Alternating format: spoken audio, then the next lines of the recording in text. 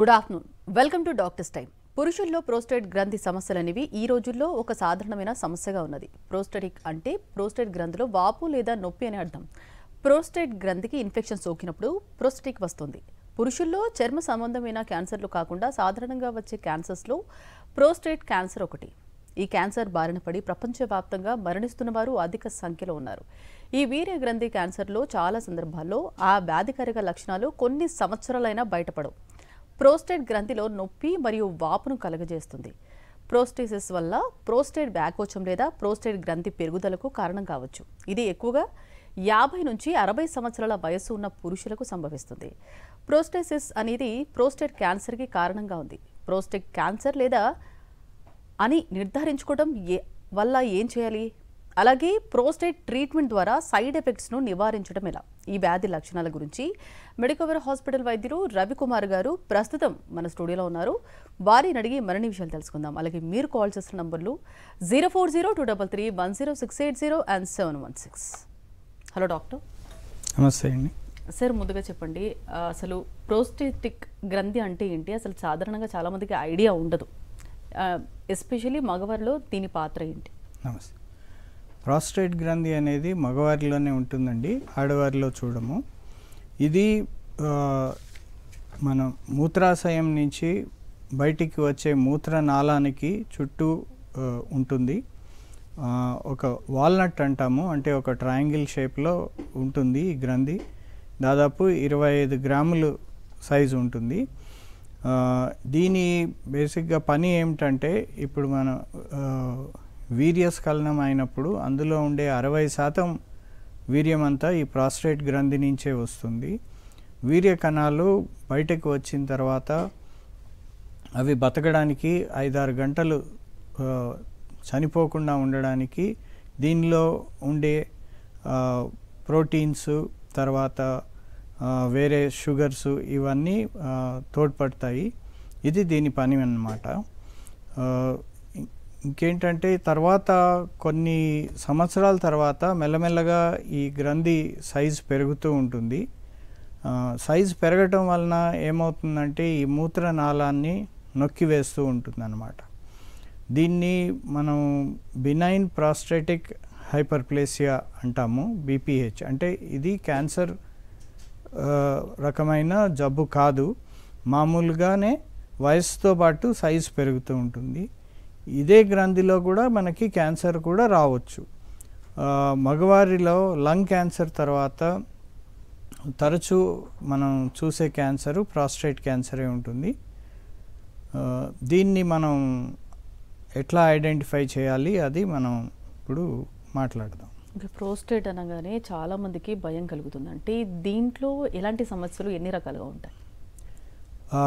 Youngsters అంటే 25-30 సంవత్సరాల వయసులో వాళ్ళకు కూడా ప్రాస్టేట్ గ్లాండ్ లోపల ఇన్ఫెక్షన్స్ రావచ్చండి.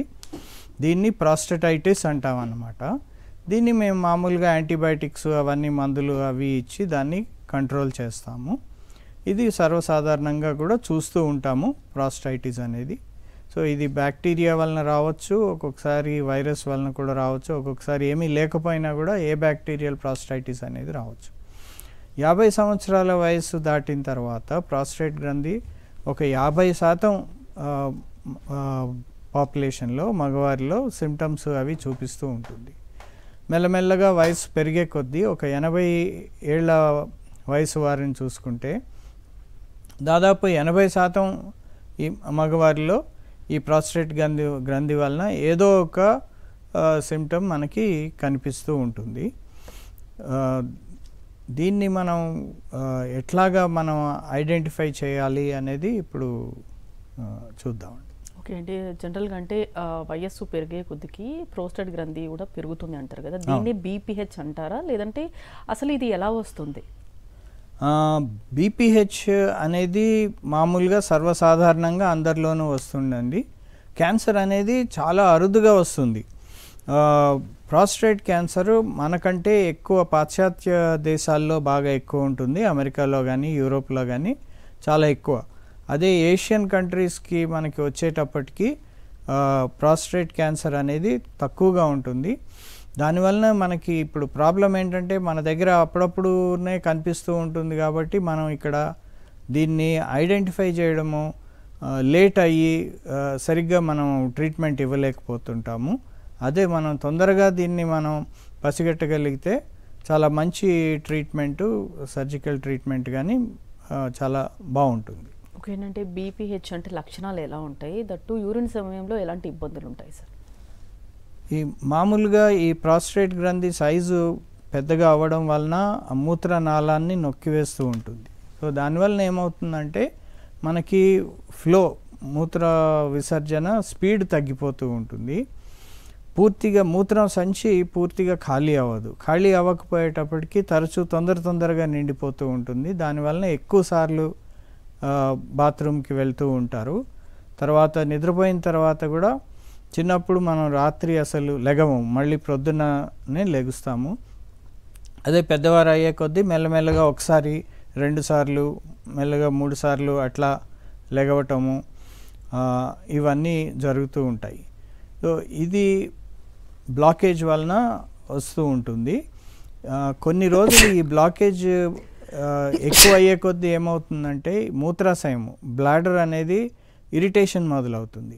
సో దానివల్ల ఏమవుతుందంటే మూత్రం అర్జెంటుగా వచ్చేయటము, బాత్రూంలోకి వెళ్ళే లోపలే బట్టల్లో పడిపోవటము, కంట్రోల్ చేసుకోలేకపోవటము, ఇవన్నీ ఇరిటేటివ్ సిమ్టమ్స్ అనేవి మొదలవుతాయి.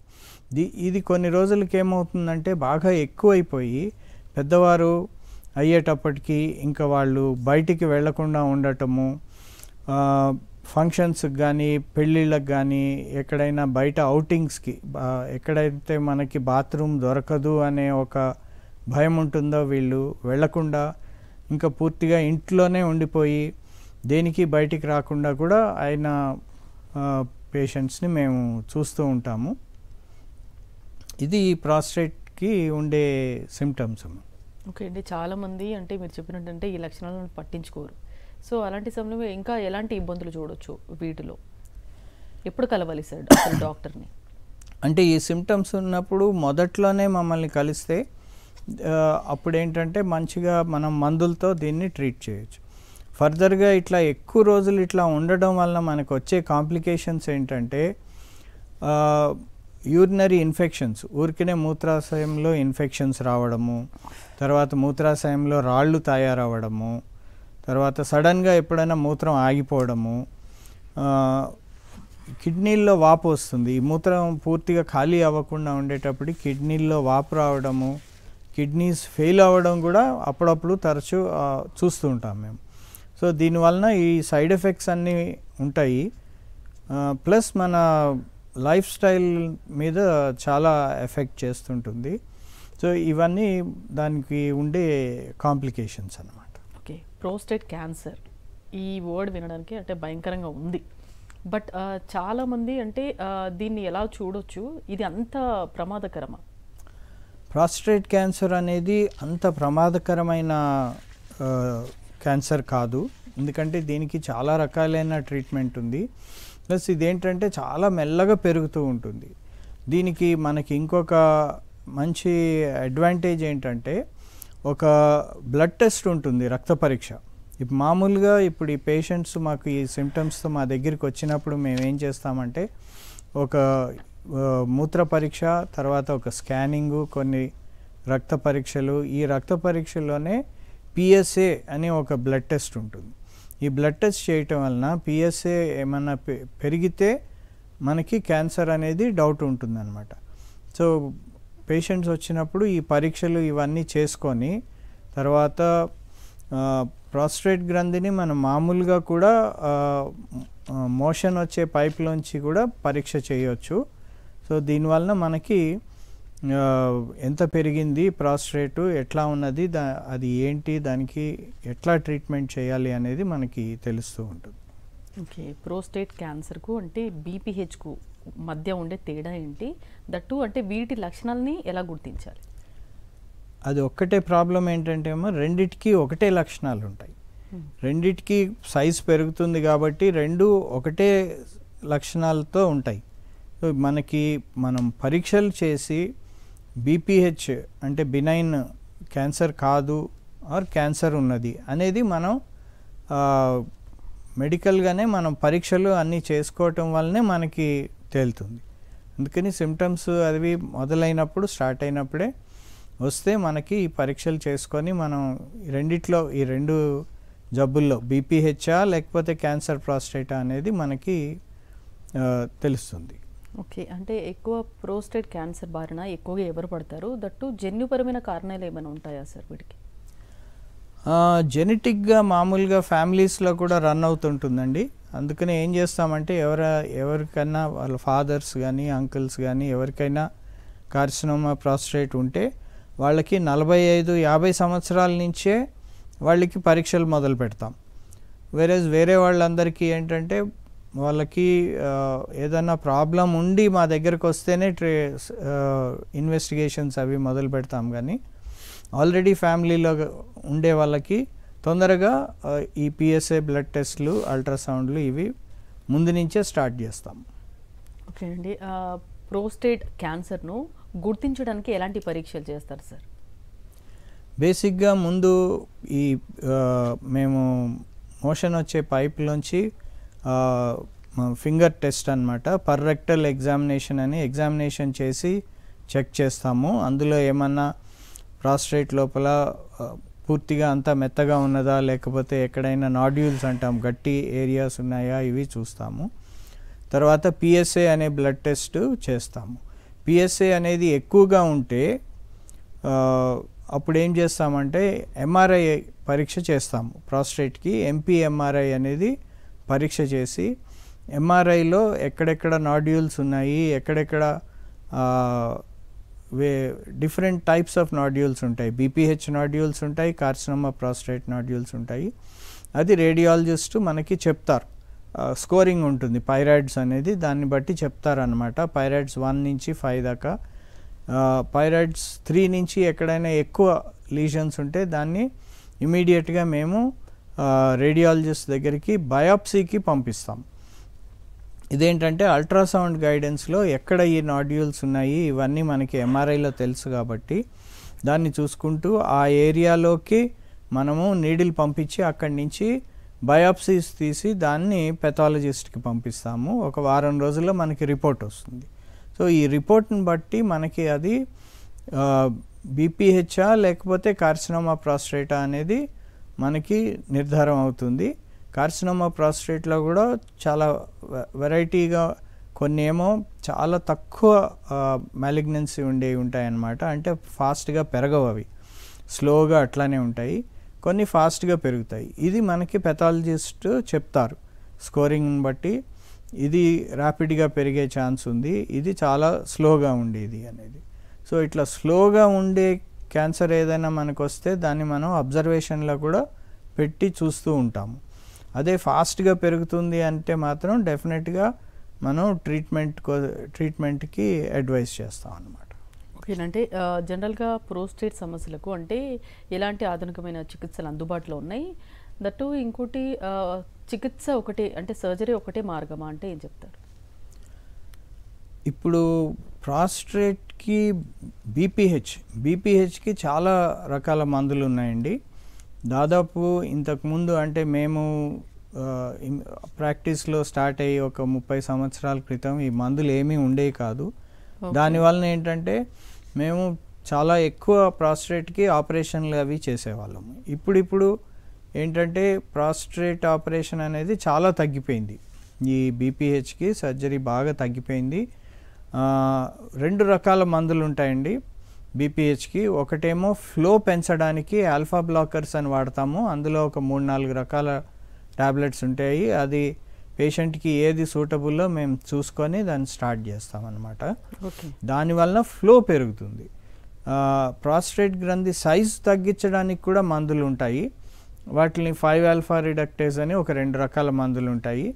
అది కూడా పెడతాము. ఇవేంటంటే చాలా స్లోగా పనిచేస్తుంటాయి అన్నమాట. అందుకని ఏంటంటే ఎక్కువ రోజులు వేసుకోవాల్సి ఉంటుంది. ఒక్కొక్కసారి సంవత్సరాల తరబడి, కొంతమందికి లైఫ్ లాంగ్ కూడా ఈ మందులు వాడాల్సి వస్తూ ఉంటుంది. ఈ మందులు వాడుతున్నప్పుడు కూడా ఏంటంటే మనకి ఈ మందులు ఎట్లా పనిచేస్తున్నాయి, ఇంకా ఈ మందులు వాడుతున్నా కూడా ఏమన్నా సైడ్ ఎఫెక్ట్స్ వస్తున్నాయా అనేది మనం రెగ్యులర్గా యూరాలజిస్ట్ దగ్గరికి వెళ్ళి చెకప్ చేయించుకుంటూ ఉండాలి. మేము ఒకరికి మందులు రాసిస్తే ఒక్కొక్కసారి వాళ్ళు 5-6 సంవత్సరాలు 10 సంవత్సరాలు వేసుకొని కూడా మళ్ళీ వస్తూ ఉంటారనమాట. 10 years తర్వాత వచ్చి మీ మందులు పనిచేయట్లేదు అండి అని చెప్తారు. సో అట్లా కాకుండా కూడా లైన్లో ఉన్నారు సార్. గోవిందు శ్రీకాకుళం నుంచి మాట్లాడండి, మీ సమస్యను చెప్పండి.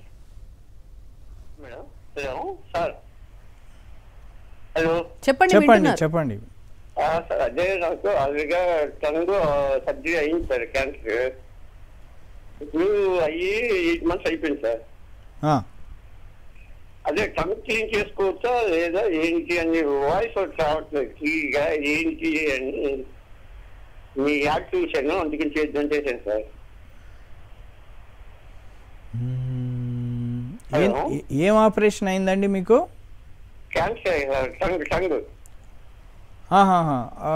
ఓకే అండి, అంటే నేను యూరాలజిస్ట్ని కదా, మాకు సర్జికల్ అంటే ఆంకాలజీ డాక్టర్ గారినే మీరు కన్సల్ట్ చేసి అడగాలి. ఎందుకంటే టంగ్ దాంట్లో కూడా చాలా రకాల సర్జరీలు ఉంటాయి.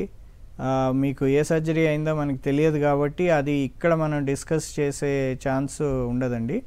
మీ డాక్టర్ గారి దగ్గరికే వెళ్ళి మాట్లాడాలి.